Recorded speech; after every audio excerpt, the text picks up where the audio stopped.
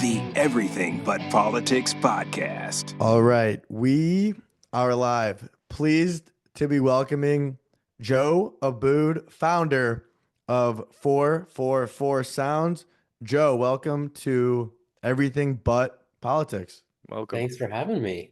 Yeah, it's absolutely our pleasure. I know you and Evan had met a couple weeks back, so what started as a conversation is now a reality. So thanks for joining us, man. And Joe, to begin, I would love if you can give our listeners some background on who you are and to introduce yourself. Yeah, totally. So I run an artist development company in the music industry. Um, we work with record labels and artist managers and a lot of independent artists to help do all the things that, help their careers grow. Everything from sort of marketing and digital strategy to working in the streaming space, helping them get brand partnerships, helping them to get their songs on movies and TV shows, really anything that's going to help, us find long-term sustainable careers for these artists and help them build a foundation. And Joe, prior to starting your own company, you were in the music industry. What else did you do in the music industry? Yeah, so I mean, I've honestly done internships since I was in high school. At different record labels, different media companies, ultimately finished out at Apple Music on the artist and labor relations team. Then went over to Atlantic Records where I was on the marketing team doing a lot of pop and dance and alternative music marketing. And then went to a company called Hitco, which was an independent record label. Worked on the marketing and streaming side of things. So kind of a hybrid role there. And then ultimately we sold the catalog to another company called Concord. I started this agency and Concord being our first client to help manage the acquisition and catalog. And now we've sort of expanded. We're a team of 8 and across New York, LA, Nashville, and still growing. So yeah. Congrats. Now, Very what nice. is the best way to describe what your company does compared to a record label? That's a good question. I think that, ultimately a lot of the quote unquote departments, that we have are similar to those at a record label. I think there's a couple key differences. One is that, we're not offering funding to artists. So this is really more of a, agency model where, artists get to kind of own and keep their masters. They get to not give any of that stuff away. And, we're able to help them kind of on a really dedicated white glove basis to support and execute everything they're doing. Obviously, in a record label situation, artists are typically getting funding. They're typically Yep. giving away the majority of, or all of their masters potentially. And I think the other difference is just the volume, right? Like we try to keep things really boutique so that we can focus on a couple of acts, like we're working with them on a daily basis. And it's kind of like a grind, a daily grind of sort of guidance and helping them figure out strategy and direction. Certainly labels are doing this, to an extent. I think that you end up almost competing with a lot of the other artists at the record label because you're sort of competing for Totally. space and resources and airtime and all those things internally. So that's certainly a part of it. I mean, we even have clients who are signed to major record labels who still hire us because, they don't feel like they're getting the full support from their label. So I think it kind of comes in all shapes and sizes. And we're really helping to like plug in gaps, right? So not every label is also going to have every single service. We're really trying to pare back and focus on the things that we think are going to help generate revenue for the artist long term. Um, because things like PR, while they're beneficial, maybe aren't the things that we're always focusing on for our acts, right? We're trying to like put money Totally. back in our pocket where we can, or really just try to focus on, okay, if an artist only has a limited budget, like what are the couple things that we can do to help them achieve their goals within that, So within their means. one more question before I let Merrick go. If your company doesn't take the rights of the songs or anything, where does your revenue come from? So we typically operate on a retainer based model. Occasionally we will do, hybrid deals with people. We also have a management side of the business where, we do operate on commissions, and some of the services we offer are sort of commission splits or commission based. Gotcha. But for artists who especially don't want to give any percentage of anything away, we'll operate on that retainer model. And then, for artists that we're maybe really excited about, really believe in, sometimes we'll do sort of hybrid deals with people so that we can be invested in the project and really have incentive to, to go above and beyond. Absolutely. Very nice. So, from what I understand about this highly competitive industry, is that these large, for let's say agencies, right? They take on talent, but oftentimes they don't take on talent until a talent has proven that they're worthy of being taken on. It sounds like what 444 is doing is more so taking the guys that are lower down on the totem pole and helping them rise up. Is that accurate?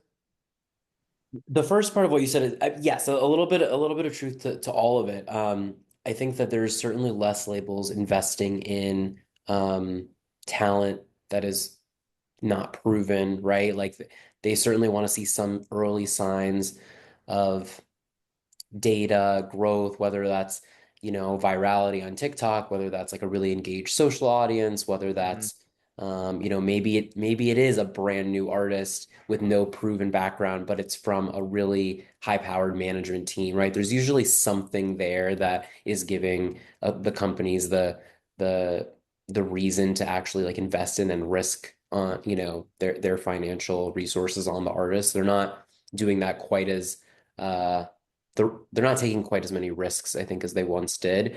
So yes, a lot of our on the flip side, we're working with artists at all in all stages of development. So Yes. there are artists that we're working with who are super developed and have already a big fan base. Maybe they already have, like I said, that label, that manager, and they just kind of need that extra dedicated priority support from us. And then on the flip side, we're working with artists who are, yeah, maybe, I've identified something that I think is really credible or strong about them, whether it's the music, maybe it's like the people they're collaborating with. It's something about them that I think has potential, and we're able to sort of help them get from, point A to point B. And then we're also helping people with, their first ever release. So it kind of spans the gamut, but yeah, we have a little bit more luxury to kind of take on stuff that hasn't necessarily proven anything. So much of what we're do is also trying to educate and guide artists and people who may have never put out a song or really don't know anything about the business as to like, here's what you should be thinking about, So like Mhm. we just had a client, for example, that we worked with for a couple songs and ultimately went on to get signed to a major. I don't think it's been announced yet which label it is, and that client is thriving and doing great. And like we're just happy to have been part of, that process of building her up, and now we can sort of like let her fly and do her thing. Very Totally. nice. Well, I'm happy you mentioned guidance. So, someone that's set to release their first song, album, whatever the case may be, what is your role as the guider? Yeah, it's a quite a widespread role. I mean, I think we ultimately are trying to kind of identify what those gaps may be in people's blind spots. I think certain artists are really good at their storytelling and their content strategy and maybe really good on social media, but maybe they don't have the best idea of where to go to build out their live show and what that looks like. Or, maybe there's artists that are really great at performing live and have gotten a ton of experience on the road, opening for acts and playing gigs and and conversely, like they don't really do a good job of um identifying their brand and cultivating that for their fans. So we're kind of tapping in with whatever they may need. And it sort of usually spans, a variety of services. I think for the most part, people tend to commonly need help with their brand development. There's a lot of artists coming through the doors who are really talented, have great music, and are struggling to figure out why their, audience isn't connecting with them, right? Like why they're not maybe experiencing growth. Maybe they're in a little bit of a stagnant place. And I think a lot of the times it comes down to like who is this artist at the core of their identity, and like is that coming across to the public? Even if you have a, let's say, a TikTok that goes viral, is whoever's looking at that TikTok going to then go to your page and follow you and subscribe to your email list and all those things? And so it really is like building a repeatable brand that is consistent and that fans can identify, and and it's giving them some level of access to you in a way that like allows fans to wrap their heads around this person, but also like you're inviting them into your world. And so I find that artists have a tough time usually being able to parse that out for themselves. I think that they're in their own artistic world and head, and they're able to see the vision that they want to get across, but it doesn't always happen. So I understand. um, that's a big part of it for sure. Um, Well, Joe, what's so shameful is that even if the music is so unbelievable, you still have to go and be a content creator, which I'm sure many of your people, they just want to focus on their craft, which is making great music. How do you, like explain to them this is part of the game. This is what we have to do in 2025 to be successful. I think, yeah, it's definitely challenging. Not every act wants to do that. I try to, explain it to artists like this is kind of part of your job, right? Like most people, they get up, they, make coffee and they go to work and they're at their computer and they go home and they do whatever. Um, for an artist, it's like if your job is going to the studio and making a great song, then the other part of your job is maybe turning on your camera and sharing something. Um, or for artists who really don't like it, it's like you have to identify a routine that works for you. So maybe that's once a month you shooting, taking one day to knock out a bunch of stuff and changing into 10 different outfits so that people don't think you filmed everything the same day, and just getting it over with so that you can spend the rest of your month being creative. Like I think everyone has to find the rhythm that they need, but I think that like the misconception is that a lot of artists are like, oh, I'm not a TikTok artist. Um, and it's like TikTok is really just the vehicle, ultimately whatever content you're filming, whether that's for Instagram Reels or YouTube or TikTok, or it's for your like Discord channel.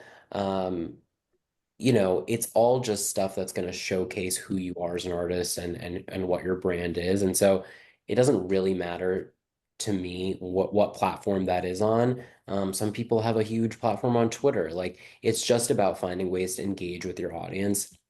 Lorde just is rolling out new music now, and she famously, like for her last album rollout for Solar Power, didn't do any social media promo, and she was off social media for that cycle, and it was also her least commercially successful album. So it's like even someone as big as a Lorde is not immune to the effects of having to be active on social media. Mhm. Joe, Yes. it's very clear that your company has a lot of different avenues. When you were first structuring this company, how many different departments did you envision and how many do you currently have? Well, when I first started, I didn't actually envision the company being a thing at all. I kind of have fallen into this and realized that artists needed more help that that wasn't existing through the traditional avenues that I think that most people are told to get an agent, get a manager, get a label. Um, Sign away your rights. right. Yeah. So, I sort of realized after a lot of conversations with artists that this was something that they actually needed. And I've really tried to grow based out of the needs instead of the other way around. So, I found right now that we're focusing on sync and licensing, brands, streaming, digital, and marketing. Um, I would like to, add and expand into merch is probably my next one. I think that helping artists to build out really profitable merch businesses is super key. There's artists who are not playing Madison Square Garden who are making a great living off of really cool merch that, is like cool capsule collections that they're building for fans and like limited drops. And that's a huge revenue driver for artists. So that's a big one. But ultimately, what I don't want to do is have the company become so large that it ends up just being, facing the plight of every other large company, which Yep. is that once you're out of volume that's so high, it becomes really challenging to actually like service the artist. Mm. And that's where I think a lot of artists are, losing right now is that they're at big companies and they can't find a way to win. So how many artists do you guys currently represent?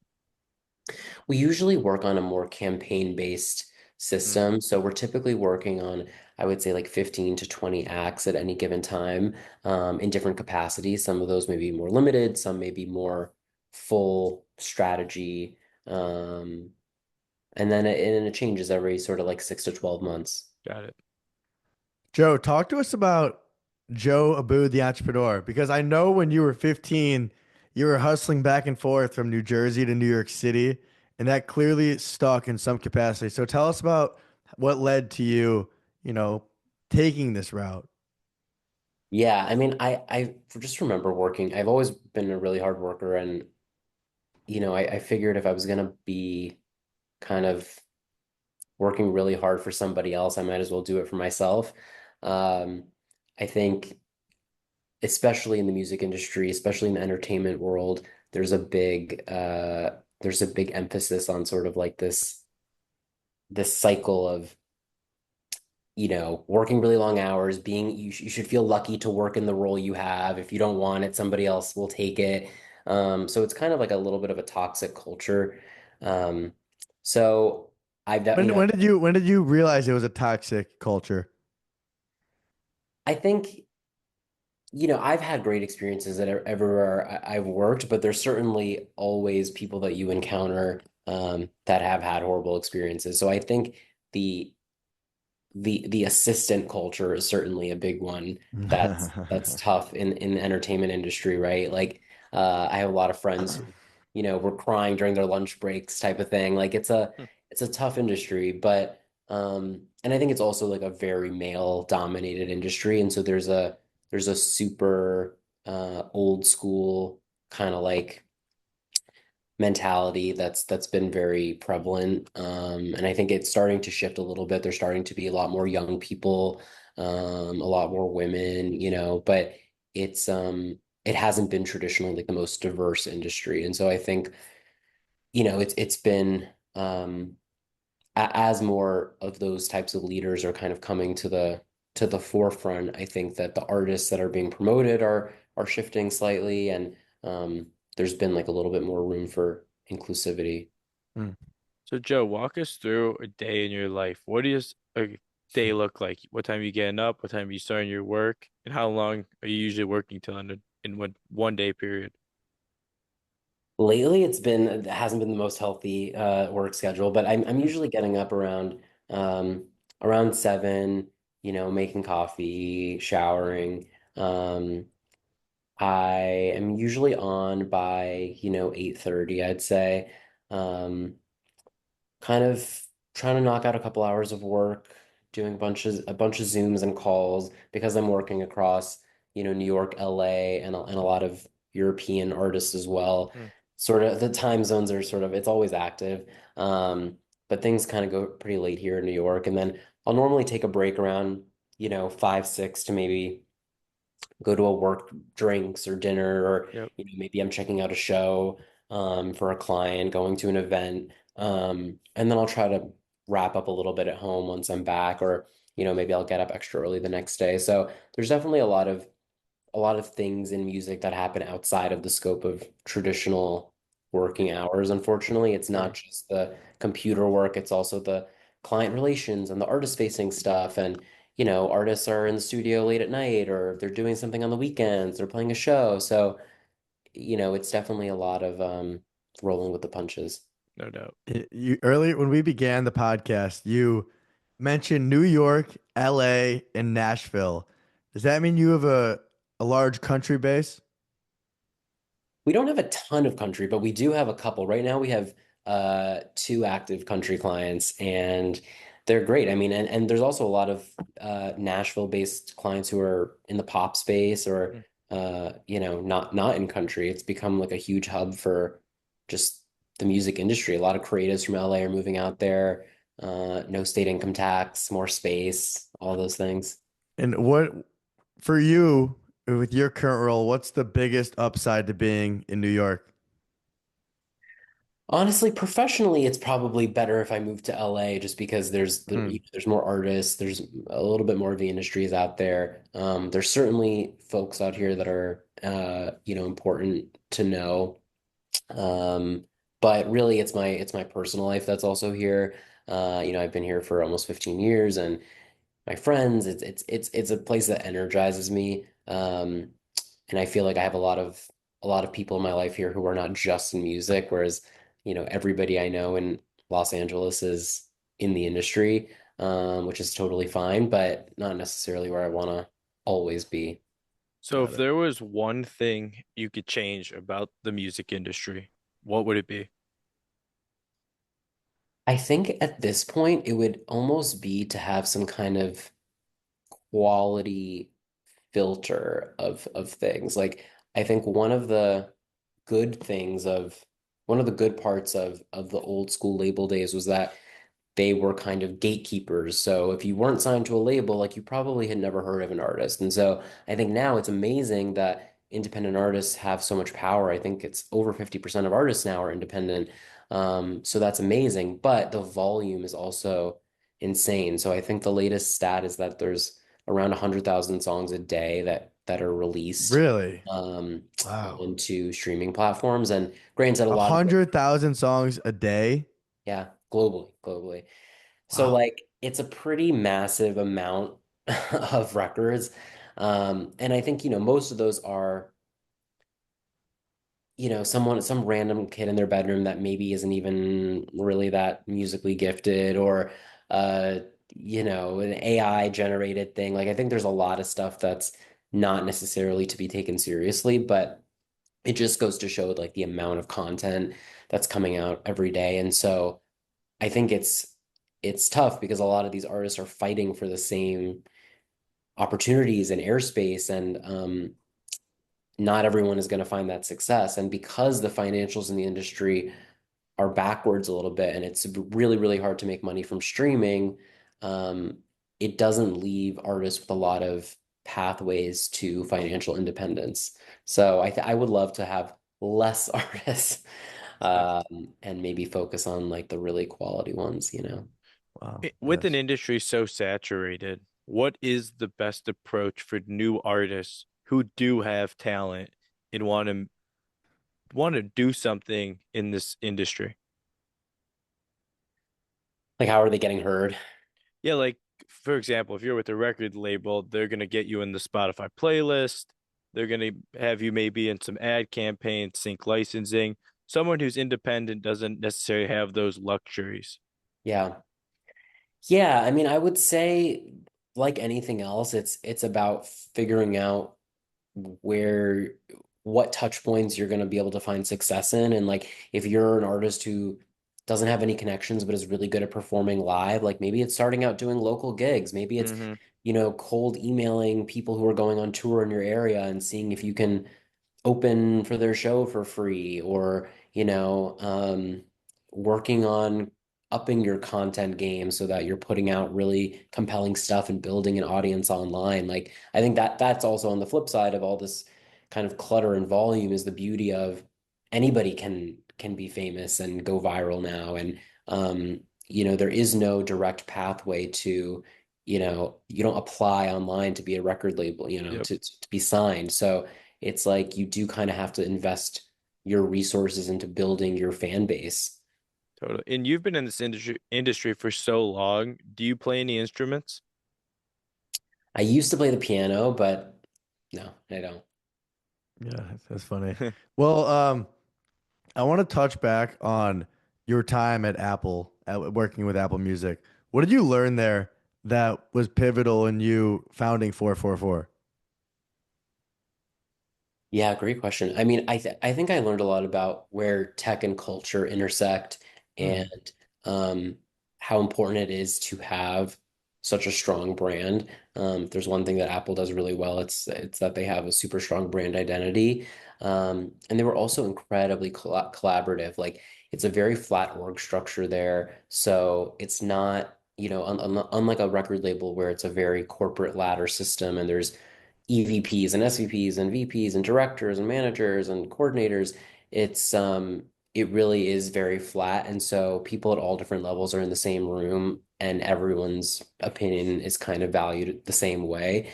They also structure a lot of meetings to have people from with different viewpoints and sort of from different backgrounds to work on different projects because they feel like it fuels, innovation and sort of like people are able to poke holes in issues. So I think that those are all really good things that I've taken away from that. While you were at Apple, did you ever have that entrepreneurial bug, or at that time you thought you'd be in that world for the rest of your professional life?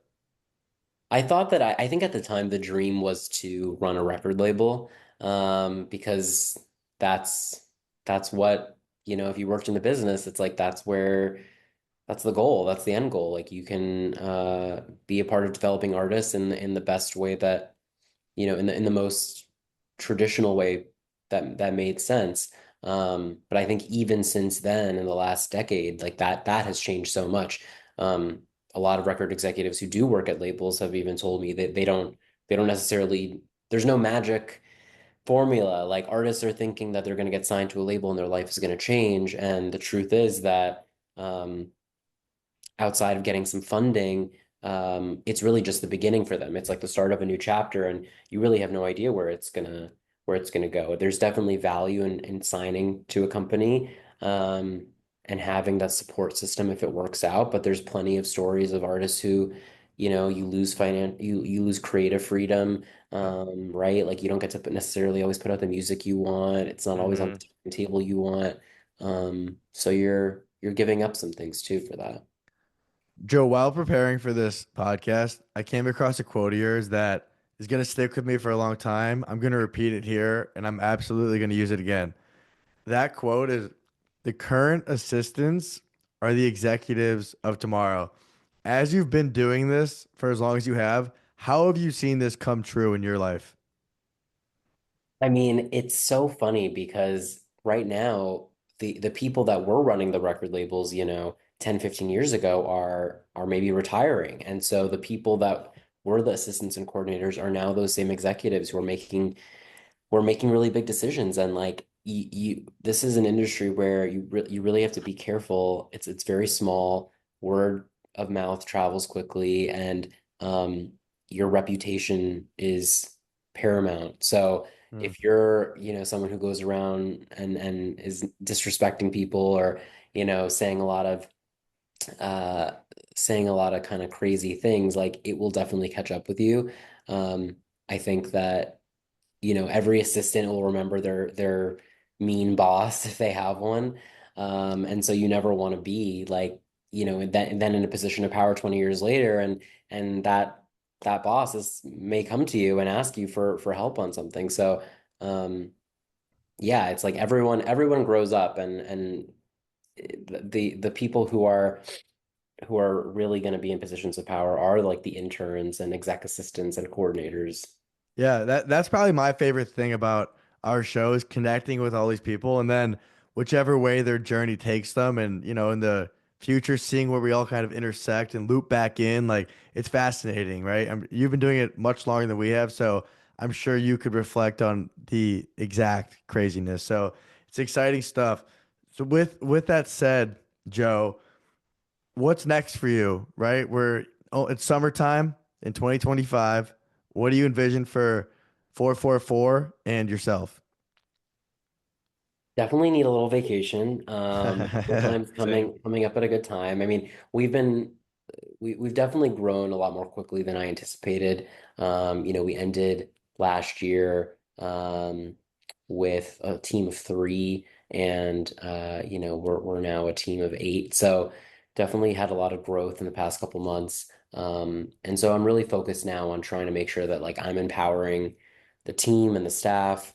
I'm able to pull back a little bit and find a little bit more work-life balance. I think when it's your baby, it never stops. It's harder to turn off, but um, definitely have been struggling to find that balance, and I'm looking to do that. So that's what's next. Final question. What brings you peace, Joe? Ooh, that's a good one. What brings me peace is I think I think it's being able to for me, it's like seeing the fulfillment of something. It's like seeing the fulfillment of a campaign for my artist that makes them really happy and sort of like helps them complete a Have journey. a Like that gives me peace. Or, in my personal, happy customer. yeah, happy customer. Honestly, it's like it kind of sounds cliche, but I mean, the reason we do this is because we love helping artists. And so when you see something that, kind of puts them forward to the next level, it's kind of like, okay, that's what it's all about. That's what all these late nights and craziness was for. Awesome. Awesome. Well, Joe, grateful you and Evan had connected in Austin. Appreciate you now being a part of our community. And before we officially wrap, why don't you let everyone know where they could find you as well as 444?